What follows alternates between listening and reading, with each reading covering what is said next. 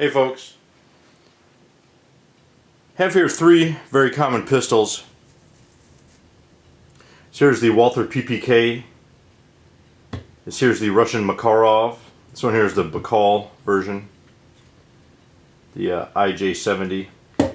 And the vz-82. Now, let me first get into ammo, very briefly, okay? These two right here shoot the 9x18 Makarov. And this one here, Hornady Critical Defense, makes a nice round. Shoots excellent. Great home defense or personal defense round. Up until now, it's been kind of hard to find anything for the Makarov in hollow point. I do have, this one here is a some silver bear.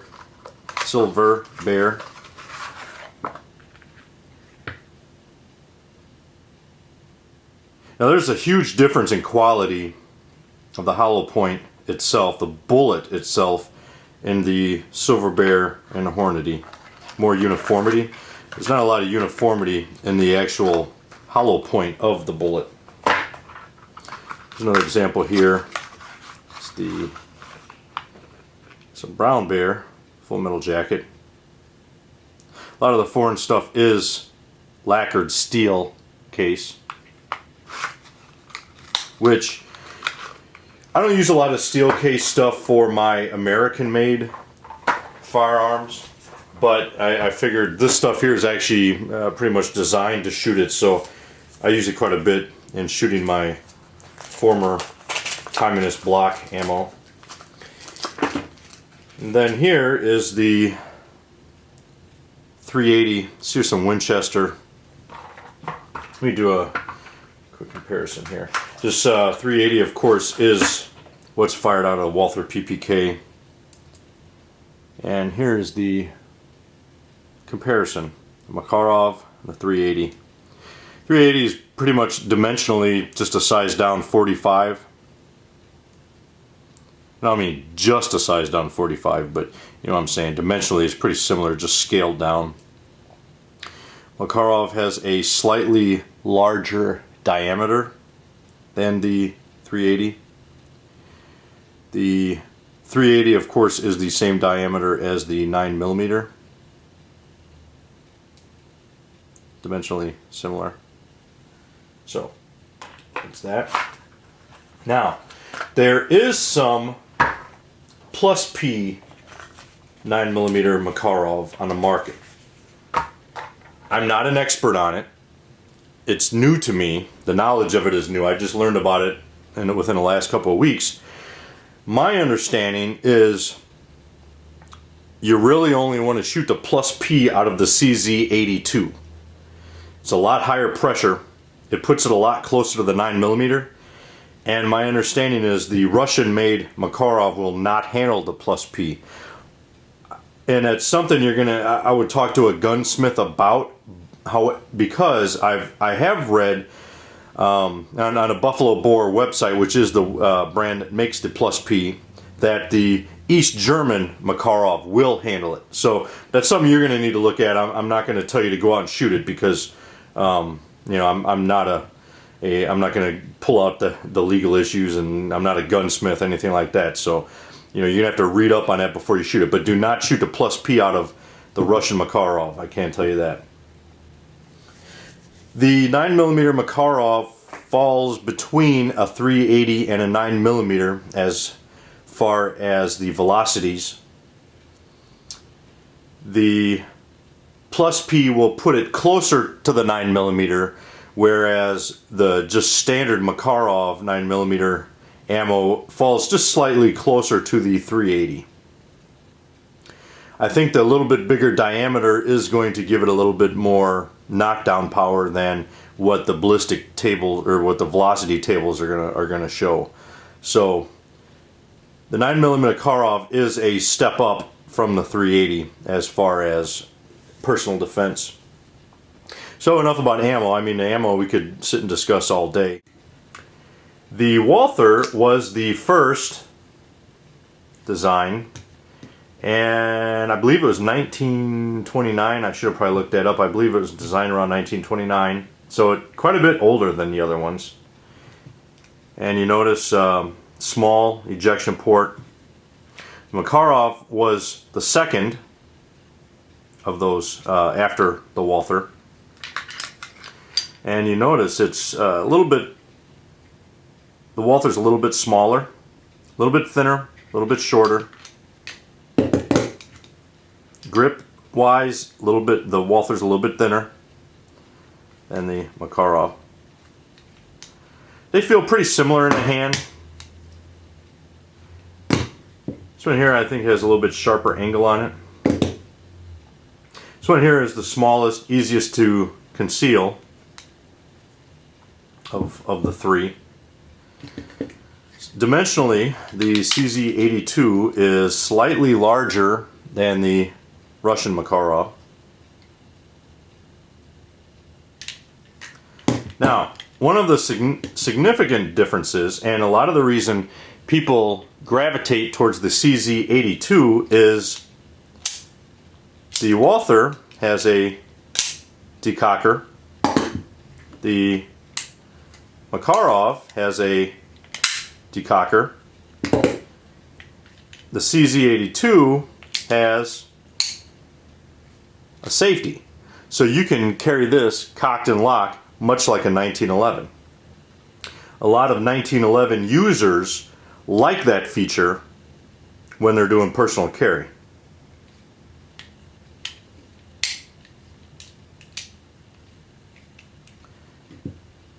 Another feature that a lot of people prefer the vz-82 over the other two is magazine capacity. This here holds 12 rounds.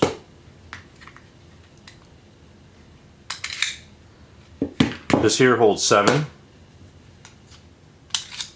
And this here holds 7. So it's quite a bit of difference. Almost twice the magazine capacity. That's a definite plus. Now, and also, I think I said this, I believe it's 1929. This here came out in 1970, and the vz-82 came out in 1982. So that is the progression. This came out 10 years after. And the interesting thing, the Soviet Union took over the Czech Republic in 1949. The Czech Republic, or excuse me, Czechoslovakia at the time, maintained their weapons facilities and kind of thumbed their nose a little bit at the Soviets by not using their Makarov. And a lot of the other Eastern Bloc countries either used the Makarov or produced their own very similar versions. And the Czech Republic, kind of like I said, thumbed their nose at them and created their own version. And I believe it's an improvement, but it is different than the Makarov. And the, if I remember correctly, the Polish FEG, which is also based off these, also is different from the Makarov. So, and I'm going to do this on camera. I did do a weapons check beforehand, just to show you. And there's also, there's a host of differences between these. Getting back to the magazine capacity, being that this is a double stacked, it's a lot wider grip, which some people like, some people don't. I like the wider grip. I got fairly large hands, so I like that. And another difference, magazine release on the Walther, pretty standard for what we're used to in America, just a little bit higher. We normally put it here. Here they put it up a little bit higher. So it's not a huge deal, but that is a little bit different, but similar enough that for most Americans it doesn't bother them. The Russian Makarov is down here, which is pretty standard for a lot of European countries, having it down here.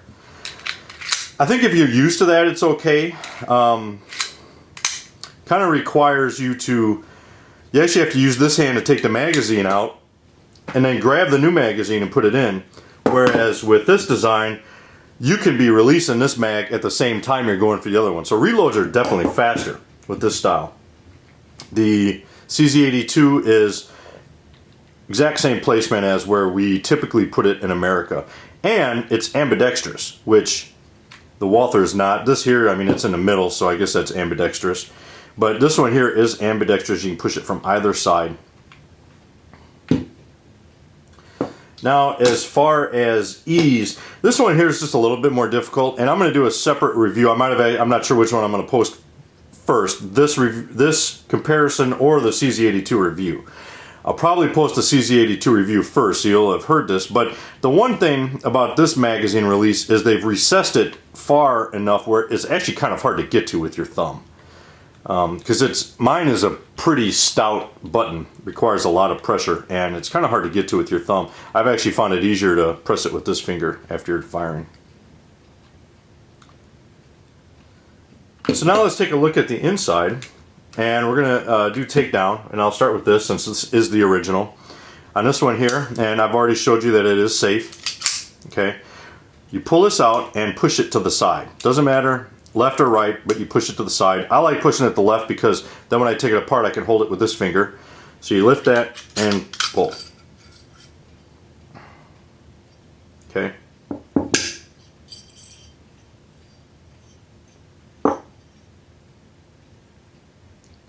This one here, same thing.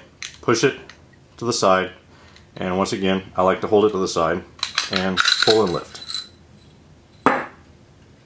Now this one here they designed, the spring on it is clasps onto the barrel pretty tight.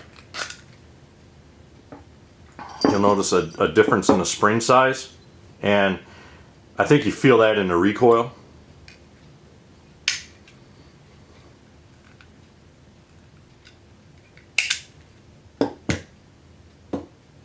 And then we have the CZ82. This one is slightly different.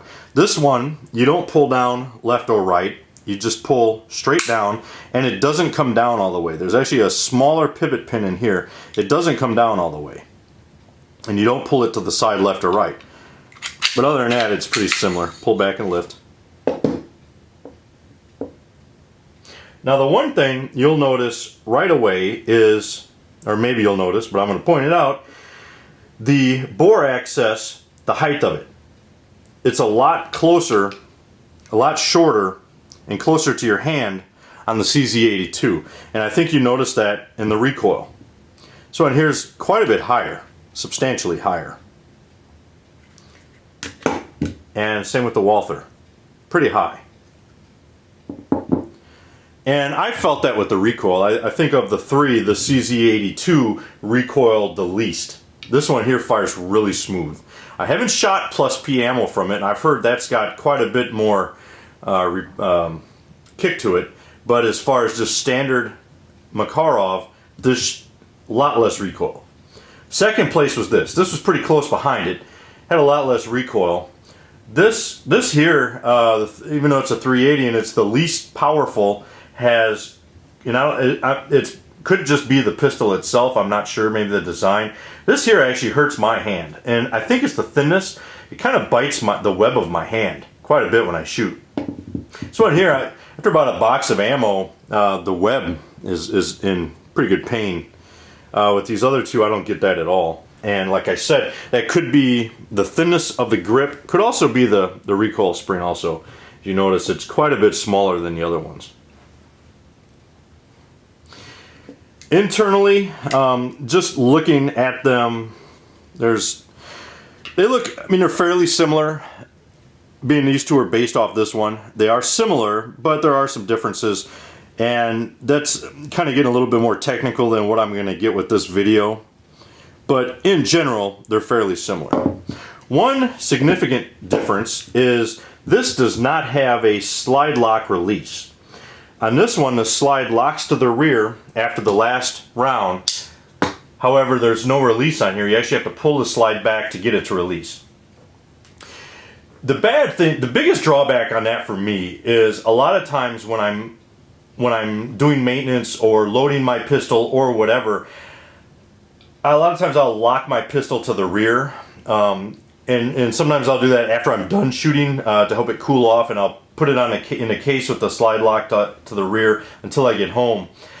With the Walther, you can't do that unless you have the magazine handy. So, you know, if you put the magazine away or whatever and you go to pull it to the rear, you can't do it. You can't pull it to the rear and lock it without the magazine in it. So that's one thing, and I do, for my own personal use, that's kind of a drawback to the Walther for me. Now, other people, maybe other people prefer that, I don't know. But for me, it's kind of a little bit of a drawback. So, and that said, we're going to put these back together.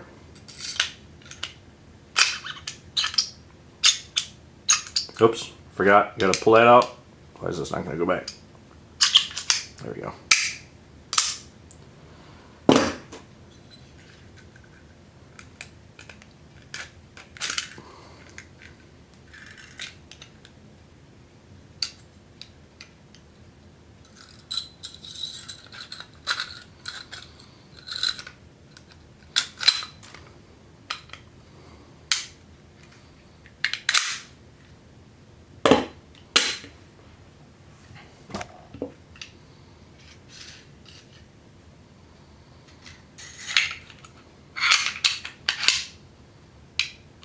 And then that, you just push it back in and it clicks. Now, another thing that you might have noticed, maybe not, but maybe you have, is the safety. For some reason, and I don't know why, other than the fact, I guess just sometimes the Russians, the Soviets especially, just kind of like to do things a little bit different. On this, you push the safety up to get it on fire. And that's pretty typical of most safeties on handguns. But the Russians did it backwards, which is kind of weird. When you want to fire it, you pull it down instead of up. With this one, you push up. So it's the Soviet one is different. I can't think of any other handguns that are like that. Just off the top of my head, I can't. So, kind of weird. And another thing here, you'll notice the safety is on the slide. So even with it, if you have a round on, it's on safe, it's going to move. Even with it on fire. So when you put it in your holster, you got to be careful because it can be taken out of battery on fire or on safe. So you got to be careful of that. Now the Russian one, the safety is still on the slide. However, when it's on safe, you cannot take it out of battery. The slide doesn't move. So that's, to me, an improvement on the design. I do like that it does that. Okay. Now on the CZ-82, same thing. When it's locked, when it's on safe with the hammer back, as in there would be a round in the chamber and you're carrying it like this, you cannot move the slide. It's locked in place. So it's good to go. You don't have to worry about it being taken out of battery by accident when you put it in your holster. Now, price-wise, this one here, the MSRP, is $600, $650, around in there. Now you can find it around on the internet for $510, $550, around in there. So you can get a little bit cheaper price on it. This one here, around $400, $450 for this. This one here, the CZ-82, you can get this for around 220 bucks online. And the CZ-83, which is basically the same thing, just the civilian version of it, is you can get that around 400 to 500, around in there. Now the CZ-83 also comes in 380 or 9mm Makarov, so you do have a choice. But the CZ-82 is the military version, the original version, and like I said, that around 220. So excellent price. Now, for me, if I had to make a choice between buying, if I could only buy one of these and had to make a choice, it would be the CZ-82. You could buy two of these for that and almost two of them for this. So bang for buck, this one here's the best one. I think this one here shoots the best also, aside from price. It's got the double stack, so it holds more round. That's a plus. It shoots very smooth. Very nice shooting. The recoil on it is very minimum. Plus, what the advantage it has over this is you can possibly use the plus P ammo. And like I said, another advantage of this over this is the magazine size. Accuracy wise, this one here, these two here are extremely similar in accuracy. Both of these have the polygonal barrels, okay, whereas this one has regular rifling. And I was actually surprised. Today I took them out and this one here fared much worse than these two. I thought the Walther would be the most accurate. Now, I've owned this one here. I bought this in the late 90s, so I've fired that one a lot. And I've had a lot better luck with it, better groups than what I got today. Today I was shooting some Winchester USA bulk ammo. I did not get a good group with that. It did not shoot well at all. These two here grouped very well. Now, I can make an excuse that that was not the best ammo, but I was shooting right here, brown bear, silver bear out of these two. So, and those are pretty craptastic ammo too. So I can't really say that, oh, that performed bad because it was bad ammo. Because this stuff here, I mean, that's not great ammo either. That's standard Russian-made stuff. I mean, that's not great ammo. So these two here actually group much better, and you'll see that at the end of the video. I'll post the shooting. So price-wise, I would take this one when you compare in price, because I think it has many more features. I think this here is probably, for the most part, not in every way, but for the most part, this is an improvement over this. The Russians took this, which was made 20, 30, 40 years or so. This was made 40 years before this. So they took, for the most part, improvements. Now, not everything is an improvement to me. It's kind of an improvement in the Soviet mind, but not necessarily in my mind. But for the most part, it is an improvement. This here is an improvement over this, definitely. So now, which one would I buy if hypothetically they were all the same price? Say all of them cost $500. Which one would I buy? Definitely this one. I would still buy this one, all things being even. For me, that's a surprise because I am a huge German firearm fan. I love German firearms. But the Czechs got them beat. And just a little thing about the Czechs. The Czechs have a long history of great firearm production. So I'm not knocking the Czechs because like I said, I love the German firearms. But the Czechs are right up there with the Germans and what I've been finding. And when I was in the Czech Republic, I learned a little bit. And as far as the craftsmanship, the Czechs and the Germans on everything they make, not just firearms, but everything they make is, they kind of have a very similar outlook as what the Germans do. So you're getting a very, very good, very great design and good craftsmanship with this one. So all being the same, I would definitely choose this one out of the three. Okay, and probably second place, I have to say second place, I have to give it to the Russian Makarov. Just because of the accuracy that I got today. I have to give it to them. And I also like the slide locking back, or not, excuse me, not coming out of battery. I think that's a definite plus. I'd say the biggest knock is the safety going in the opposite direction. That's kind of weird. And also of the sights, despite the fact that this shot the best, this has got the worst sights. They're terrible. It's basically just a slight little notch on this blade right here. It is adjustable, so that is a plus, but it had terrible sights. Tiny little front blade, just a tiny little notch. Whereas now this here is pretty similar to a lot of basic sights that you find on a lot of modern pistols. So sights on here is pretty good. Got two dots here, a line here. And then this one here, it's pretty good sights. Got a dot up here, little groove there. Now, this sight here being a narrow slot, you can actually get pretty good accuracy out of these sights. But as far as being quick to get your sights on target, this is the worst. You know, being a smaller slit takes a lot longer to get it lined up. Whereas this one here, it's got a little bit wider slit here, so you can get this lined up pretty quick on target. As far as craftsmanship, I'm going to definitely give the nod to the Walther. I think this one is the most refined of all the pistols. There are no machine marks or anything on this. And this one here is actually a little bit older model than what you see on the market now. The newer ones are made by Smith & Wesson. This one here is actually Interarms out of Virginia, which no longer exists.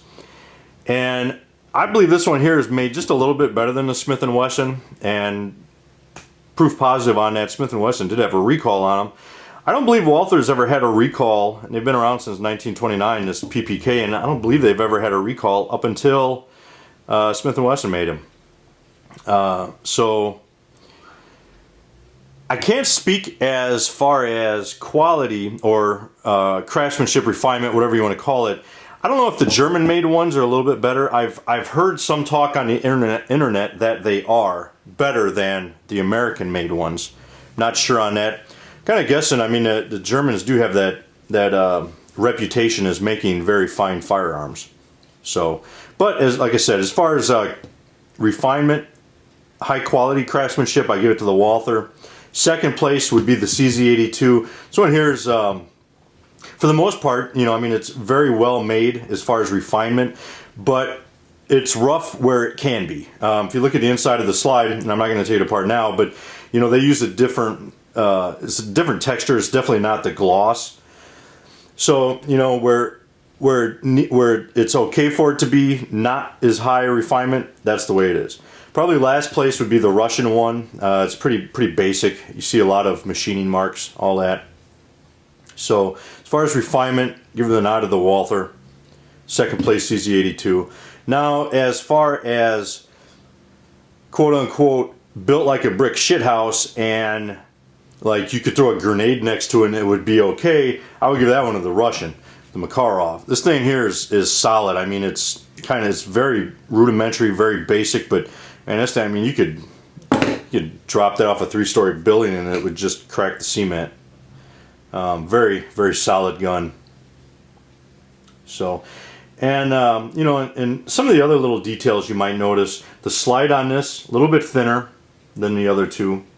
And I think that kind of gets back to the low bore access. And that's something I have found with most of the CZ firearms, the CZ-75, the SP01 Phantom, all those have a very low bore access, which I think is great for the recoil because you know, you get a lot less muzzle flip and that helps out with follow-on shots. As far as shootability, this one here, the Walther PPK, is by far the worst. As I said earlier, the recoil on this is pretty drastic and it really hurts my hand to shoot it. It always has. And like I said, I've owned it a long time.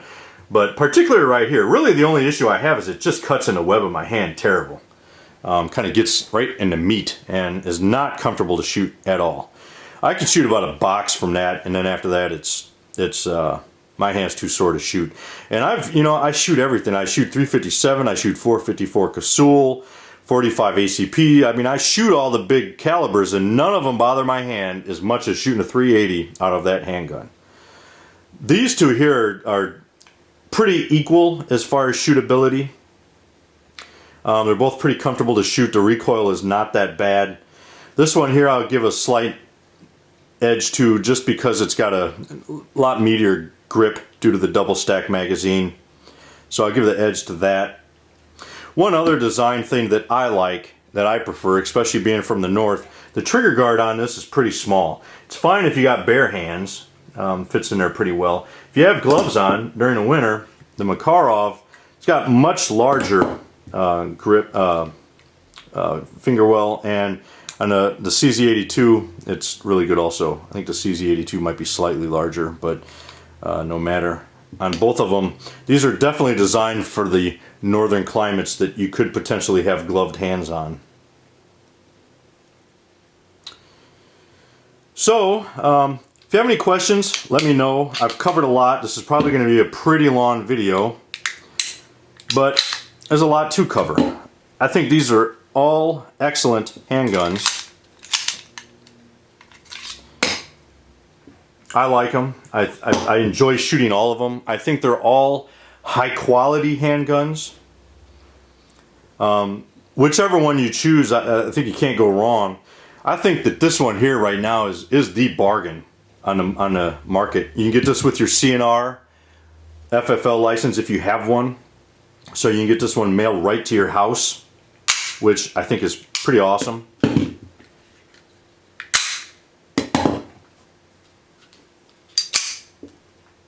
I think you can't beat getting a gun mailed right to your house. I think right now for collectors and shooters, I think the biggest bargain right now on the rifle market is the Mosin Nagant. I mean, you can buy those for $100. Excellent bargain.